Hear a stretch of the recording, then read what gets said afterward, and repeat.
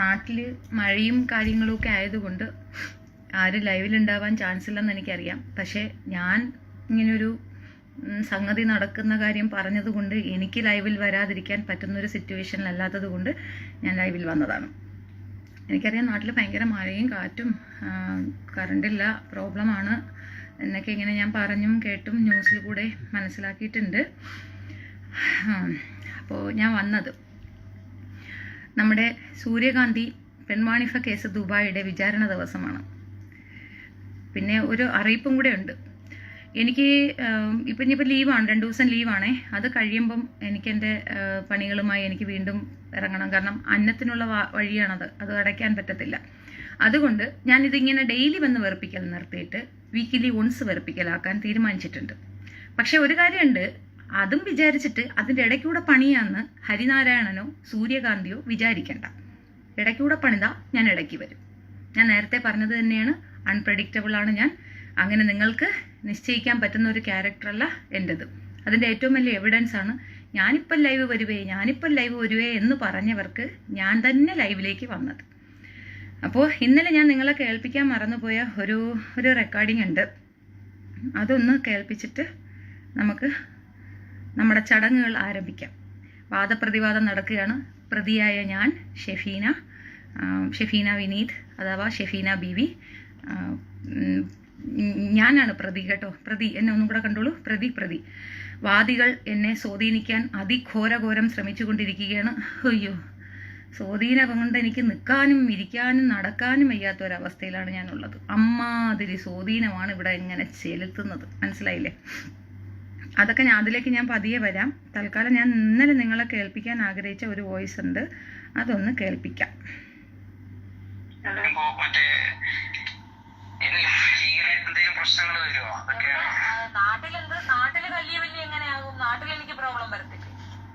ഇല്ല, നാട്ടിലതൊക്കെ എന്താ പറയാ, കാണുന്ന ആൾക്കാർക്ക് നാട്ടിലെ പോലീസുകാരുടെ വിഷയം പറഞ്ഞാൽ ഇതൊക്കെ മനസ്സിലാവും. അത് ഒന്ന് കാണുന്ന രൂപത്തിൽ സംസാരിച്ചു കഴിഞ്ഞാൽ നാട്ടിലത്തെ തീരും.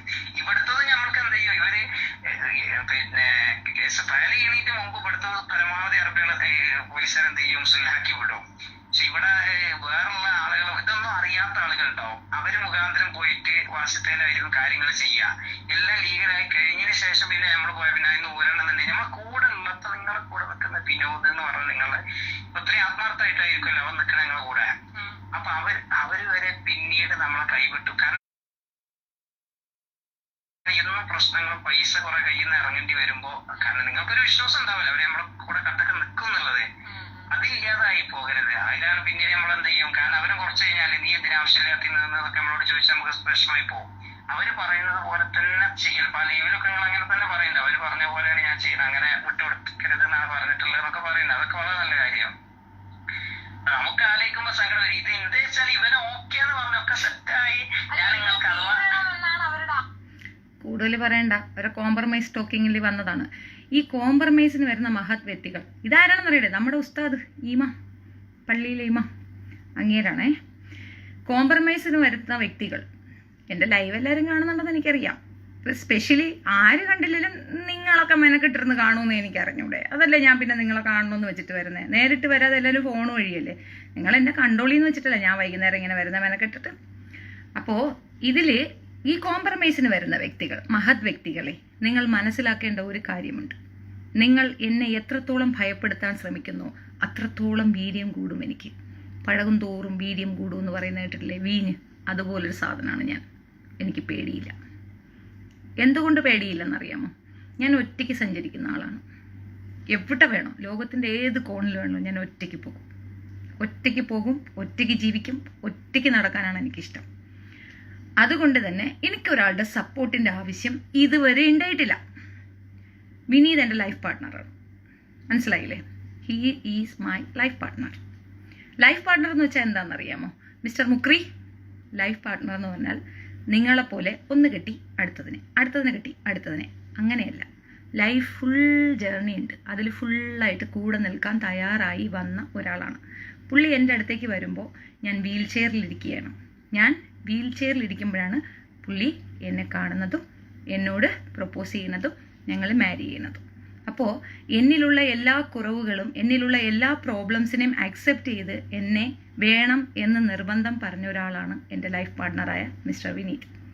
സോ ആ ബന്ധത്തിന് നിങ്ങൾ ക്വസ്റ്റ്യൻ ചെയ്യേണ്ട. സച്ച് ഇൻ കേസ് അങ്ങനെ ഒരു പ്രോബ്ലം വന്നാൽ പോലും ഈ ഒരു വിഷയത്തിൽ ഞാൻ പിന്തിരിഞ്ഞാലും പുള്ളി പിന്തിരിയില്ല. കാരണം ഹ്യൂമിലിയേറ്റഡ് ആയത് ഞാൻ മാത്രമല്ല, ഒരുപാട് കാര്യങ്ങളിൽ അദ്ദേഹവും അങ്ങനെ ആയിട്ടുണ്ട്. മനസ്സിലായോ? അതുകൊണ്ട് ഈ മീഡിയേറ്റർ വന്നിട്ട് അയാൾ അങ്ങനെ ചെയ്യും, ഇയാൾ ഇങ്ങനെ ചെയ്യും, അതങ്ങനെ ഉണ്ടാക്കും, ഇതിങ്ങനെ ഉണ്ടാക്കും എന്നൊന്നും പറഞ്ഞിട്ട് വരണ്ട. എനിക്കിതിനകത്തൊന്നും ഒരു സ്വല്പം പോലും ഫീലിങ്സ് ഇല്ല. ഇതിൽ ഇത്രയും ദിവസം പിന്നെ സൂര്യകാന്തി മോളെ കുഞ്ഞാവെ എടുത്ത് താത്ത പ്രത്യേകം പറഞ്ഞു, ഞായറാഴ്ച വരെയാണ് നിനക്ക് സമയം, ഞാൻ കേസ് കൊടുക്കും. ഞായറാഴ്ചക്കുള്ളിൽ നീ നിന്റെ ഇന്നസെൻസ് പ്രൂഫ് ചെയ്യുക, അല്ലെങ്കിൽ നീ ഇതിനകത്ത് ഇൻവോൾവഡ് ആയതല്ല, ആരൊക്കെയോ നിന്നെ വലിച്ചിട്ടതാണെന്നുള്ള കാര്യം വെളിയിൽ പറയുക. ഇൻബോക്സിൽ നടക്കണ്ട, ലിബിക്ക് മെസ്സേജ് അയക്കണ്ട. ലിബി അത് തുറന്നു പോലും നോക്കില്ല. കാരണം അർഹിക്കുന്ന ഒരു രീതിയിലും ഒരു സ്ത്രീ അർഹിക്കുന്ന പരിഗണനകൾ ഒന്നും തന്നെ നീ അർഹിക്കുന്നില്ല. മനസ്സിലായോ? പിന്നെ നിന്റെ അടുത്ത് ഇന്നലെ ഞാൻ പറഞ്ഞതിൽ എനിക്ക് പറയാൻ വിട്ടുപോയൊരു കേസ് കിട്ടുന്നുണ്ട്, ആത്മഹത്യ ചെയ്യുന്നത്. അത് നീ ചെയ്യും, കാരണം ആത്മഹത്യ ചെയ്യാൻ പറ്റിയ ആത്മഹത്യപരമായ കാര്യങ്ങളാണ് നീ ചെയ്തിട്ടുള്ളത്. ഉണ്ണാനും ഉറങ്ങാനും ചുറ്റാനും അത്യാവശ്യ ദേഹം മറയ്ക്കാനുള്ള വസ്ത്രം ഉൾപ്പെടെ. ഈ ഉടുപ്പ് നിനക്ക് ഓർമ്മയുണ്ടോ ഏതെന്ന്? ഇതുവരെ നിനക്ക് ഞാൻ തന്നിരുന്നു, ഓർമ്മയുണ്ടോ? അപ്പോൾ കമ്മല്, മാല, ലിപ്സ്റ്റിക്, കൺമഷി, ആഹാരം, വസ്ത്രം, ഉറങ്ങാനുള്ള ഫെസിലിറ്റീസ്, ചുറ്റാനുള്ള കണക്ക്, വായി നോക്കാൻ, അത്യാവശ്യം ഇൻ്റർവ്യൂ, നിനക്ക് വേണ്ട അത്യാവശ്യം നോളജ്, അത്യാവശ്യം കാര്യങ്ങൾ, ജനാധിപത്യ മര്യാദകൾ, ജനപൗരധർമ്മം, ഇസ്ലാം മതം, ഖുറാൻ, ഇതൊക്കെ തന്നതാണ് ഞാൻ നിനക്ക്. നീ തിരിച്ചെനിക്ക് എന്താ തന്നേ? കൂട്ടിക്കൊടുപ്പുകാരി എന്ന ഒരു ലേബൽ അല്ലേ? നിനക്ക് എങ്ങനെ തോന്നുന്നു കുഞ്ഞെ ഒരു കോംപ്രമൈസ് ടോക്കിന് പോലും എന്നോടൊപ്പം വരാനായിട്ട്? ഫിജോ എന്ന വ്യക്തിയുമായി ഉള്ള എൻ്റെ പക നീ മനസ്സിലാക്കുകയും അവൾക്കൊപ്പം ചേർന്നു എന്നാണ് നീ പറയുന്ന കഥ. അങ്ങനെയല്ലെന്ന് ഞാൻ പറഞ്ഞു തരട്ടെ, ഞാൻ തെളിയിച്ചു തരട്ടെ അതെന്താണെന്ന് ഞാൻ വ്യക്തമാക്കി തരാം. ഇവിടെ നീ ഉള്ള സമയത്ത് വന്ന് 7ാമത്തെ ദിവസം നീ എൻ്റെ അടുത്തൊരു സാധനം കൊണ്ടുവന്ന് കാണിച്ചു. എന്തുട്ട്? സുശാന്ത് നിലമ്പൂർ. അപ്പോൾ സുശാന്ത് നിലമ്പൂർ നിങ്ങൾക്ക് അറിയത്തില്ല, ഞാൻ പറഞ്ഞുതരാം. ഒരു ചുവപ്പ് കൊടിയൊക്കെ കൊണ്ട് നടക്കുന്ന ഒരുത്തനില്ലേ, ചുവപ്പ് കൊടിയൊക്കെ വെച്ച് ഞാൻ DYFIക്കാരനാണ്, ഞാൻ ഭയങ്കര കമ്മ്യൂണിസ്റ്റ് ഇതാണ്. എൻ്റെ അറിവിൽ ഞാൻ മനസ്സിലാക്കിയ കമ്മ്യൂണിസത്തിൽ ഒരു കാലത്തും ഒരു കമ്മ്യൂണിസ്റ്റുകാരനെങ്കിൽ നന്മമരമാവാൻ ഒക്കത്തില്ല. അങ്ങനെ നന്മമരം അത് അങ്ങനെ ചെയ്യുമെന്ന് എനിക്കറിയത്തില്ല. ഇനി ഇപ്പോഴൊക്കെ അങ്ങനത്തെ കമ്മ്യൂണിസ്റ്റുകാരുണ്ടോയെന്നും എനിക്കറിയത്തില്ല. നന്മ മീൻസ് എല്ലാവരും ഒരു സഹജീവികളെ സഹായിക്കുക, സഹജീവികൾക്ക് ആവശ്യം വേണ്ട കാര്യങ്ങൾ എത്തിച്ചു കൊടുക്കുക, ഇതൊക്കെ നോർമലി മനുഷ്യർ ചെയ്യുന്നതാണ്. അതിന് ഒരു കമ്മ്യൂണിസ്റ്റുകാരനെന്നോ കോൺഗ്രസ്സുകാരനെന്നോ അല്ലെങ്കിൽ മറ്റൊരു കക്ഷി രാഷ്ട്രീയം ഉള്ള ആൾക്കാർ ഒരു കക്ഷിക്കാർക്കും അങ്ങനെ തോന്നും. സാധാരണ എല്ലാവർക്കും തോന്നും, നമുക്കും തോന്നും, എല്ലാവരും ചെയ്യാറുണ്ട്. അതല്ലേ, നമ്മൾ ആരെങ്കിലും വന്നു കഴിഞ്ഞാൽ സഹായിക്കണമെന്ന് തോന്നി നമുക്ക് ചെയ്യാൻ തോന്നും, നമ്മൾ ചെയ്യും. ഞാൻ ചെയ്യാറുണ്ട്, എനിക്ക് ചുറ്റുമുള്ളവർ ചെയ്ത് ഞാൻ കണ്ടിട്ടുമുണ്ട്. പക്ഷേ കമ്മ്യൂണിസ്റ്റ് മാനിഫെസ്റ്റോയിൽ അങ്ങനെ ഒരു സംഗതി ഉള്ളതായിട്ട് എനിക്കറിയത്തില്ല. മനസ്സിലായില്ലേ? അത് സത്യത്തിൽ എനിക്കത് പറഞ്ഞു ഫലിപ്പിക്കാൻ അറിയത്തില്ല. ശരിക്കത് കമ്മ്യൂണിസം അറിയാവുന്നവർക്ക് ഞാൻ പറയുന്ന കാര്യം മനസ്സിലാവുമെന്ന് ഞാൻ വിചാരിക്കുന്നു. എനിക്കത് വ്യക്തതയോട് പറഞ്ഞു ഫലിപ്പിക്കാൻ അറിയത്തില്ല. വേറൊന്നുമല്ല, ഞാൻ പഠിച്ച ലാംഗ്വേജ് വേറെയാണ്, അതുകൊണ്ട് തന്നെയാണ്. അപ്പോൾ പറഞ്ഞ വിഷയത്തിൽ നിന്ന് മാറിപ്പോകുന്നു. മിസ്റ്റർ, അയാളെ പേര് പറഞ്ഞുപോയി, ഈ സുശാന്ത് നിലമ്പൂർ, അയാൾ എന്താ പറയണേന്ന് പറഞ്ഞാൽ അയാൾ വലിയ സന്നദ്ധ പ്രവർത്തകനാണ്. ഞാൻ ഭയങ്കര സന്നദ്ധ പ്രവർത്തകനാണ്, ഞാൻ ഭയങ്കര നന്മമരമാണ് എന്ന് സ്വയം പ്രഖ്യാപിച്ച് കുറേ കാര്യങ്ങൾ ചെയ്യും. ഇടയ്ക്കൊരു പെൺകുട്ടിയായിട്ട് ഭയങ്കര പ്രശ്നമൊക്കെ ഉണ്ടായിട്ടുണ്ടായിരുന്നു. അവളുടെ തൊലിക്ക് എന്തോ കുഴപ്പമുണ്ടായിട്ട് അതിൻ്റെ പൈസ ബാങ്കിൽ വരികയും അവനത് വെട്ടിച്ചു തന്നു, അങ്ങനെ എന്തൊക്കെ പ്രോബ്ലംസ് ഒക്കെ വന്ന ഒരാളാണ്. അറിയോ? മനസ്സിലായോ ഞാൻ പറയുന്നത്? മനസ്സിലായെങ്കിൽ എല്ലാവരും ലൈക്കിട്ടെ നോക്കട്ടെ. മനസ്സിലായോ? സുശാന്ത് നിലമ്പൂരിനെ പിടികിട്ടിയോ നിങ്ങൾക്ക്? കക്ഷി ആണ് ആള്. ഇപ്പോൾ സന്നദ്ധ പ്രവർത്തനവും വിപ്ലവ പ്രവർത്തനത്തിനും കൂടെ ഇട്ട് കൂട്ടിക്കുഴയ്ക്കരുത്. കമ്മ്യൂണിസം എന്ന് പറയുന്നത് ഒരു വിപ്ലവ പ്രവർത്തനമാണ്. അതിനകത്ത് ഈ സന്നദ്ധ പ്രവർത്തനം ആഡ് ചെയ്ത് പോകത്തില്ല. അത് മനസ്സിലാകുന്നവർക്ക് മനസ്സിലാകും. അതിൻ്റെ കമ്മ്യൂണിസത്തിലേക്ക് ഞാൻ പോകുന്നു. നേരത്തെ ഒരാൾ എന്നെ വന്ന് വാണിംഗ് ചെയ്തു, മേലി പാർട്ടിയുടെ പേര് മിണ്ടി പോർന്നു. ഞാൻ മിണ്ടുന്നില്ല. പാർട്ടി എന്താണെന്ന് മനസ്സിലാവുന്നവർക്ക് അറിയാം. പട്ടു എന്തുകൊണ്ട് കമ്മ്യൂണിസത്തിൽ നിന്ന് ഭരിച്ചില്ല, അല്ലെങ്കിൽ കമ്മ്യൂണിസത്തിൽ നിന്ന് ഇലക്ട് ചെയ്തില്ല എന്നൊക്കെ പറഞ്ഞില്ലേ? പട്ടുവിനെ കമ്മ്യൂണിസം ഉൾക്കൊള്ളില്ല എന്നാണ് എൻ്റെ വിശ്വാസം. കാരണം പട്ടുവിന് ഉൾക്കൊള്ളാൻ പറ്റുന്ന ഒരു സംഗതി അല്ല കമ്മ്യൂണിസം. പട്ടു സന്നദ്ധ പ്രവർത്തകനാണ്, ഒരു നന്മമരമാണ്. നന്മമരം ത്തിന് സ്പേസ് ഉണ്ടോ എന്ന് എനിക്കറിയില്ല, എൻ്റെ അറിവിലില്ല. ഞാൻ പഠിച്ചത് അങ്ങനെയല്ല, അതുകൊണ്ട് പറഞ്ഞാണ്. ഇനി ഫ്യൂച്ചറിൽ ഉണ്ടാകാനോ അല്ലെങ്കിൽ ആരെങ്കിലും അങ്ങനെയൊക്കെ വരാനോ ചാൻസ് ഉണ്ടെങ്കിൽ I am sorry to say that. Okay. Then mister Sushant Nilambur, വീണ്ടും അയാളിലേക്ക് തന്നെ വരാം. സുശാന്ത് അണ്ണൻ ഒരു മെസ്സേജ് അയച്ചു ഇവക്ക്. എന്തുട്ട്? നീ എത്തിച്ചേർന്നിരിക്കുന്നത് ഒരു റോങ് പ്ലേസിലാണ്. Save yourself. ഇത് ഞാൻ പറഞ്ഞാണേ, അയാൾ മലയാളത്തിൽ എഴുതിയത്. അപ്പൊ സേവ് യുവർ സെൽഫ് എന്ന് ഇവളോട് പറയുക. ഇത് എൻ്റെ അടുത്ത് പെട്ടെന്ന് കൊണ്ടുവന്ന് മേഡം കാണിക്കുകയാണ്. നോക്കൂ, സുശാന്ത് എന്നെ മൈരിയെന്ന് വിളിച്ചിട്ടുണ്ട്. ദേ സുശാന്ത് നിലമ്പൂർ അയച്ച മെസ്സേജ് കണ്ടോ? ഞാൻ സുശാന്ത് നിലമ്പൂരുമായിട്ട് ഗുലാമാണ് എന്നൊക്കെ പറഞ്ഞ് എന്നെ കൊണ്ടുവന്ന് കാണിച്ചു. അപ്പം ഞാൻ മനസ്സിൽ ഡെഡ് പൊട്ടി.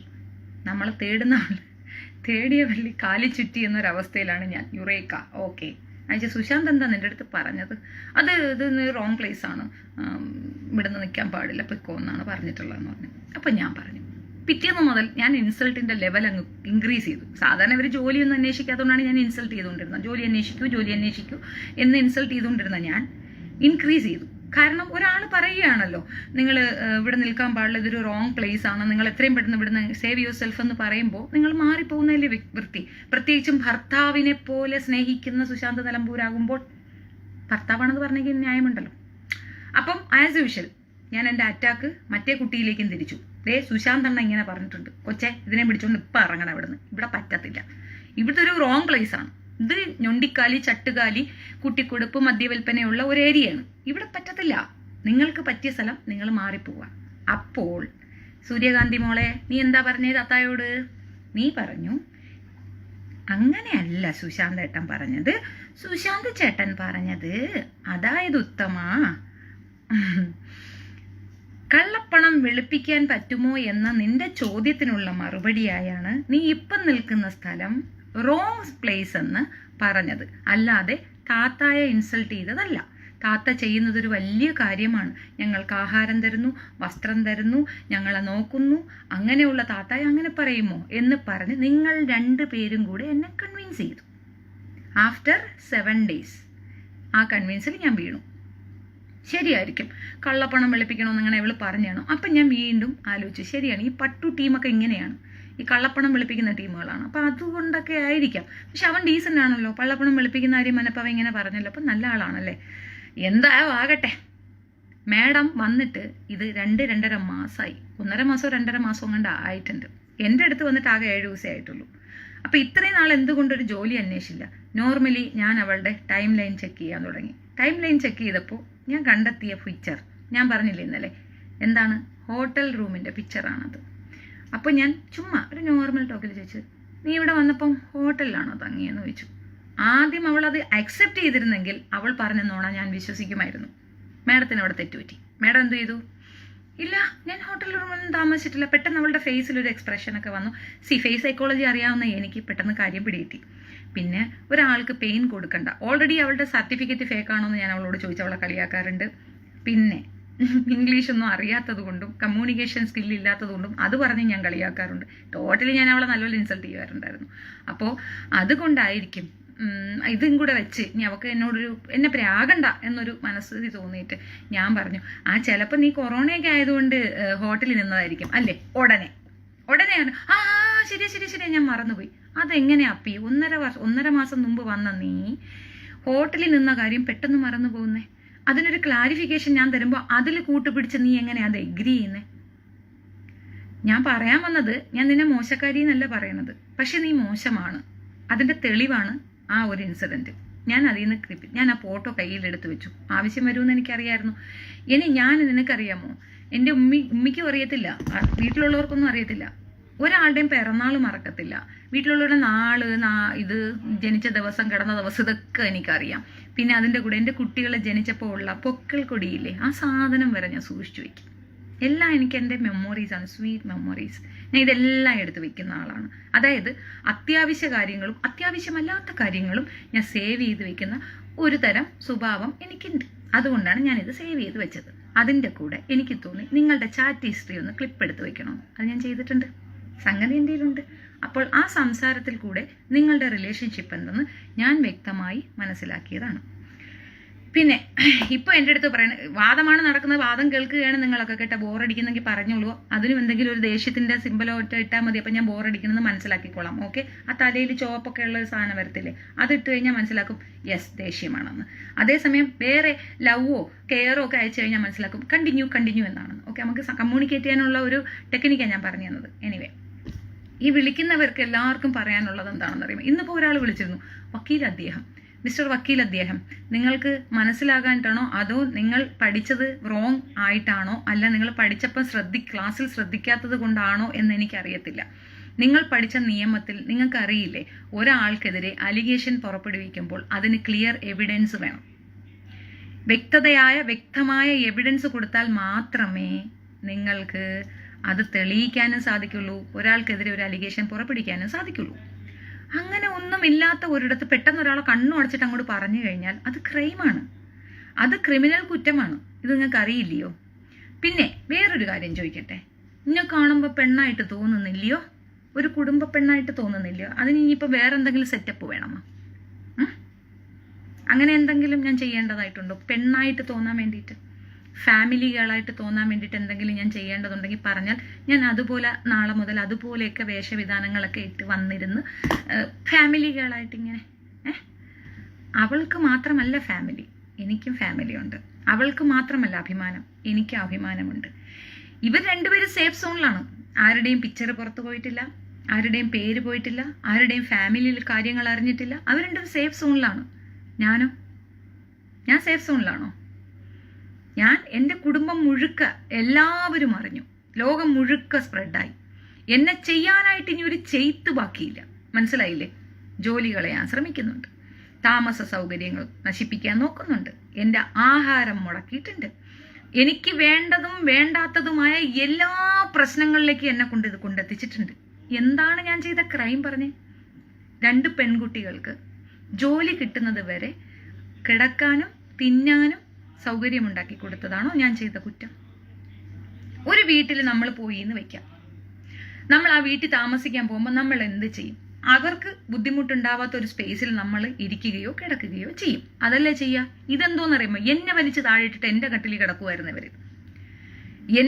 എൻ്റേതായ, അതായത് ഞാൻ വളരെ തുച്ഛമായി കാക്കല് ഇത് കൂട് വയ്ക്കാനുള്ള സാധനം കൂട്ടുന്ന കണക്ക് കൂട്ടി വെച്ചിരുന്ന സാധനങ്ങൾ നിർബാധം ചെലവഴിക്കുകയും, അതിൽ ഏറ്റവും വലിയ ഒരു കോമഡി എന്താണെന്ന് പറഞ്ഞാൽ, ഹസ്ബൻഡിന് ചിക്കൻ പോക്സ് വന്ന മുഖത്തൊക്കെ പാടുണ്ട്. അപ്പം അത് മാറാൻ വേണ്ടിയിട്ട് ഞാൻ, അതിൻ്റെ പേരെന്തുവാണ്, ഒരു മെഡിസിനാണ്, അത് ക്രീമാണ്, ഒരു തരം മെഡിസിനാണ്, അതിൻ്റെ പേര് എനിക്ക് മറന്നുപോയി.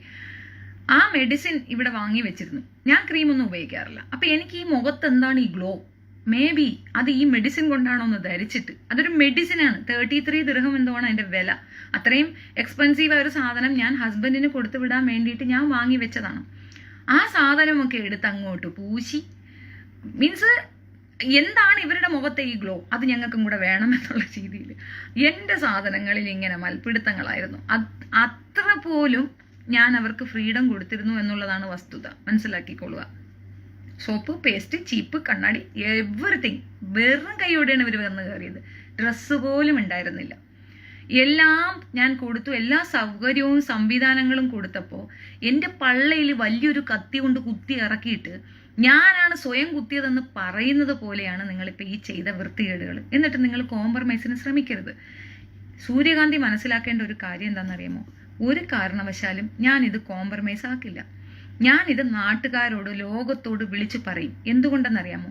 ഞാൻ അനുഭവിച്ച ഹ്യൂമിലിയേഷൻ നീ അനുഭവിക്കണം എന്നുള്ളതാണ് എൻ്റെ വാശി. വാശിയാണെന്ന് എന്നെ കൂട്ടിക്കോ, അതിൻ്റെ വാശിയാണെന്ന് എന്നെ കൂട്ടിക്കോ.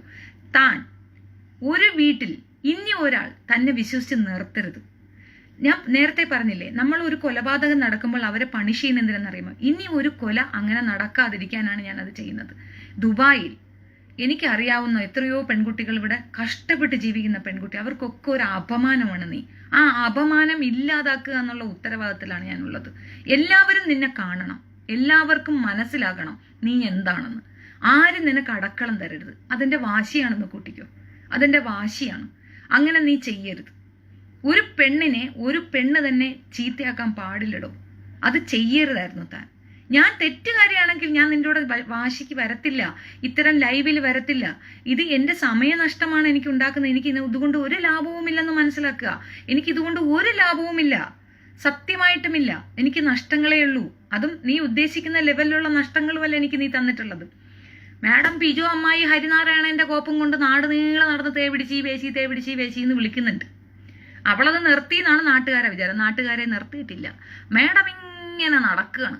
ഇതിനിടയ്ക്ക് ഒരാൾ വന്ന് ചോദിച്ചു, സാഫല്യ എച്ച് എന്ന് പറയുന്ന ID ഞാനാണോ എന്ന്. അങ്ങനെയാണ് എങ്കിൽ ഈ പറഞ്ഞ ആളിനെ ഞാൻ വെല്ലുവിളിക്കുന്നു, തെളിയിക്കുക. ഞാൻ എൻ്റെ ഫോണ് തരാം, എൻ്റെ ലാപ്ടോപ്പ് തരാം, എല്ലാം ഞാൻ കസ്റ്റഡിയിൽ കൊടുക്കാൻ തയ്യാറാണ്. എനിക്കാകെ 2 ഫോണും ഒരു ലാപ്ടോപ്പാണുള്ളത്. ഇത് നിങ്ങൾക്ക് എടുക്കാം. ഇതിനകത്തു നിന്ന് എപ്പോഴെങ്കിലും ഈ സാഫല്യ എന്ന് പറയുന്ന ID-യിലേക്ക് ഞാൻ പോയിട്ടുണ്ടോ എന്ന് നോക്കുക. ഉണ്ടെങ്കിൽ നിങ്ങൾ പറയുന്നത് ശിക്ഷ അത് ഞാൻ ഏൽക്കാൻ തയ്യാറാണ്. സാഫല്യ ഞാനല്ല. പക്ഷേ ഹരിനാരായണനെ തപ്പിയാൽ പിജോയുടെ മൊബൈലിൽ അത് കിട്ടും. ഞാൻ പറയണ വിശ്വസിക്കണമെന്നല്ല ഞാൻ പറയുന്നത്. അത് ചലഞ്ചായിട്ട് ഏറ്റെടുത്ത് ചെയ്യാൻ തയ്യാറാണോ? ഈ ഹരിനാരായണൻ ആരാണ്? ഇനി ഹരിനാരായണൻ നമ്മൾ വന്നു കഴിഞ്ഞാൽ അപ്പം തന്നെ അതിനുള്ള വകുപ്പ് ഞാൻ ആക്കും. മനസ്സിലായോ? ഹരിനാരായണൻ ആരാണ്? പിജോയെ ഞാൻ എല്ലാ ലൈവിലും പറയുന്നെന്ന് പറഞ്ഞിട്ട് ഇനി സങ്കടപ്പെടേണ്ട കാര്യമൊന്നുമില്ല. പിജോ ഞാൻ എല്ലാ ലൈവിലും പറയാൻ തന്നെ ചെയ്യും. മനസ്സിലായോ? അവൾ അത്രയ്ക്കൊരു വിഷ എന്തുവാ, എരണം കിട്ടുള്ളൂ. എടി തേ പൂ കാ മൂന്നൊക്കെ വിളിച്ചു കഴിഞ്ഞിട്ടുണ്ടല്ലോ, ഞാൻ ഇനി ലൈവിൽ വിളിക്കത്തില്ല, ഞാൻ നേരിട്ട് അങ്ങ് ഇറങ്ങി ഒന്ന് വിളിക്കും. പിന്നൊരു കാര്യമുണ്ട്, 1,00,000 സംതിങ് ആകും ഇപ്പോൾ നമുക്ക് നാട്ടിൽ പോകണമെങ്കിൽ. അതിൻ്റെ കാരണം ഞാൻ അന്വേഷിച്ചതെന്ന് പറഞ്ഞാൽ, ഇവിടെ നമ്മുടെ ഒരു ചായക്കട റെസ്റ്റോറൻ്റ് ഉണ്ട്. അവിടുത്തെ പയ്യൻ നാട്ടിലാണ്. അവന് തിരിച്ചു വരേണ്ട ഒരു ആവശ്യകത വന്നപ്പം അവനിങ്ങനെ പറഞ്ഞു കേട്ടിട്ടുണ്ട്. അവിടുത്തെ സ്റ്റാഫുകൾ പറഞ്ഞ് ഞാൻ കേട്ടതാണ്. കാരണം എന്താ പറയണേ, ഈ ചാർട്ടേഡ് ഫ്ലൈറ്റൊക്കെ വേണം, അതിലൊക്കെയാണ് നാട്ടിൽ നിന്ന് വരേണ്ടത്. നാട്ടിൽ നിന്ന് ഇങ്ങോട്ട് വരുന്ന കാര്യമാണേ, അങ്ങോട്ട് പോകുന്ന കാര്യം ഞാൻ അന്വേഷിച്ചില്ല. അവിടുന്ന് കറിവേപ്പിലയാ? ഓക്കെ. ഇതാണ് അയൽവക്കത്തിൻ്റെ കുഴപ്പം. ഇച്ചിരി കറിവേപ്പില തരൂ, ഇച്ചിരി പഞ്ചാര തരൂ, ഇച്ചിരി തേയില തരൂ, ഞാനങ്ങ് കേണിഞ്ഞിട്ടാണുള്ളത്. അതുപോട്ടെ, ശരി. ഞാൻ പറഞ്ഞു ഒന്ന് ചാർട്ടേഡ് ഫ്ലൈറ്റിൻ്റെ കാര്യം. അപ്പം അത്രയും കാശ് മുടക്കി നാട്ടിൽ നിന്ന് ഇങ്ങോട്ട് വരാൻ നിൽക്കുകയാണ്. അപ്പം അതുപോലെ ആയിരിക്കില്ല തിരിച്ച് അങ്ങോട്ടും ഉള്ളത്. അപ്പോൾ ഇത്രയും പൈസ മുടക്കിയിട്ട് ഞാനിപ്പം നാട്ടിലോട്ട് വരണില്ല. ഇനിയിപ്പോൾ വരണമെന്ന് വെച്ചാൽ ഞാൻ നാളെ കയറി വരും. ഞാൻ ടിക്കറ്റ് അന്വേഷിക്കുന്നു നാട്ടിൽ വരാൻ. നീ ഒരു പരസ്പര വിരുദ്ധം ഇല്ലാതെ സംസാരിക്കാതെ ഒരു രസം വേണ്ടേ? ഒരു പാലിട്ട് അങ്ങോട്ടും ഇങ്ങോട്ടും വേണം. പരസ്പര വിരുദ്ധത എനിക്ക് ഇഷ്ടമില്ലാത്ത കാര്യമാണ്. നീ ആദ്യം പറഞ്ഞു എടി നീ നാട്ടിലിറങ്ങത്തില്ല, പിന്നെ പറയണു നീ നാട്ടിലിറങ്ങും, നീ അതിനന്വേഷിക്കുന്നു. നീ ഏതെങ്കിലും ഒന്നിൽ ഉറക്കിപ്പില്ലേ? ഒന്നുകിൽ ഞാൻ നാട്ടിലിറങ്ങണോ വേണ്ടേ, അല്ലെങ്കിൽ ഞാൻ ഇവിടെ നിൽക്കണോ വേണ്ടേ? കാരണം തീരുമാനിക്കണ നീയാണല്ലോ മോളെ. നീ കെണിഞ്ഞ് കുത്തോളം എടുത്തിരിക്കണമെന്ന് എനിക്കറിയാം. അലിഗേഷൻസ് തരുമ്പോൾ ആരെങ്കിലും എന്തെങ്കിലും പറഞ്ഞാൽ ഇതാ പിടിച്ചോ ഷെഫീനായ പൂട്ടാനുള്ള സാധനം കിട്ടിയെന്ന് ചാടി ഇറങ്ങരുത്. ഞാൻ കഴിഞ്ഞ വർഷമേ നിന്നെ കൊണ്ട് മുട്ടുകാലിടിപ്പിച്ച് നിന്നെ ഒതുക്കിയിട്ടാണ് ഞാൻ കയറി വന്നത്. അപ്പോഴെങ്കിലും നീ മനസ്സിലാക്കണം, സൈലൻ്റോ ആയിട്ടിരുന്ന് ഞാൻ വയലൻ്റോ എന്ന സാധനമാണെന്ന്. മനസ്സിലായില്ലേ കുട്ടിക്ക്? ഞാൻ നാട്ടിൽ വരികയോ വരാതിരിക്കുകയോ അതൊക്കെ എൻ്റെ സൗകര്യം. മനസ്സിലായില്ലേ? എനിക്ക് ഇരയാക്കപ്പെട്ടു എന്ന് പറഞ്ഞിട്ടൊന്നുമില്ല. നീ എന്നെ പിടിച്ച് ജയിലിട്ടാലും എനിക്ക് പുല്ലാണ്. മനസ്സിലായില്ലേ? കണ്ണൂർ ജയിൽ പെണ്ണുങ്ങൾക്കുള്ളതാണ്. 5 ഡയലോഗ് പറഞ്ഞു കേട്ടാ. അതൊന്നും എടുത്തു വെച്ച് അലക്കണ്ട. ഇവിടെ കണ്ണൂർ പിള്ളേരെന്ന് പറഞ്ഞത് കണ്ണൂർ ജയിൽ ആണുങ്ങൾക്കുള്ളതാണ് തത്ത. നമ്മളവളെ പോയി കൊന്നിട്ട് വരാന്നൊക്കെ പറഞ്ഞുകൊണ്ട് പറഞ്ഞതാണ്. ഒരു ഫ്ലോയ്ക്ക് അങ്ങ് പറഞ്ഞാണ്. ഇനി അതും പറഞ്ഞിട്ട് ഉണ്ട്. ഇരയാക്കപ്പെട്ടു എന്ന് കരുതി നീ കാണുന്നില്ലേ കമന്റ് ബോക്സും അടച്ചു വെച്ചിട്ട് ഞാൻ ഇരുന്ന് അലക്കുന്നത്? ആരുടെയെങ്കിലും സപ്പോർട്ട് വേണമെങ്കിൽ ഞാൻ ഈ കമന്റ് ബോക്സ് ഒക്കെ തുറന്നു വെച്ചോണ്ടിരുന്നിട്ട് ആളുകളെ എന്നെ സഹായിക്കൂ, എന്നെ സേവ് ചെയ്യൂ എന്ന് പറയില്ലേ? എത്ര പേര് മെസ്സേജ് അയച്ചു? ആരോടെങ്കിലും എന്നെ ഒന്ന് സഹായിക്കാൻ ഞാൻ പറഞ്ഞിട്ടുണ്ടോ? ഞാൻ പറയത്തില്ല. എനിക്കിഷ്ടമില്ല അങ്ങനെ പറയാൻ. എന്തുകൊണ്ടെന്നറിയാമോ? എനിക്കിഷ്ടമില്ല. അത് തന്നെ. ഇനിയിപ്പോൾ പറയാൻ കാര്യം വേണോ? അപ്പോൾ മോളെ സൂര്യകാന്തി മാഡം ഇന്ന് ഒരു ഡാക്ടർ അല്ലല്ലോ, വക്കീൽ അദ്ദേഹം ഇന്ത്യൻ നമ്പറിൽ നിന്ന് എനിക്ക് മെസ്സേജ് അയച്ചു. അജ്മാനിലുള്ള വക്കീൽ അദ്ദേഹമാണ്.